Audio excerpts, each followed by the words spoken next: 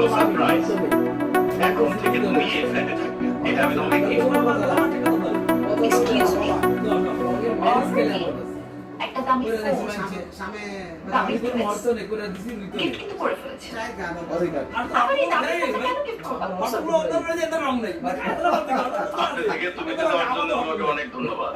আজকে থেকে তুমি করে বলবা। না আমার কাছে 3 কার্ড রং হরতন ওর কাছে 3 কার্ড হরতন আমরা তো কারে কারে দিয়ে দিতাম। আমার মতো একটা মেয়েকে এত অল্প সময়ে দেখে এত কিছু দিয়ে দেওয়া কিন্তু আপনার, আপনি না, তুমি। আচ্ছা তোমার ঠিক হচ্ছে না সুকান্ত।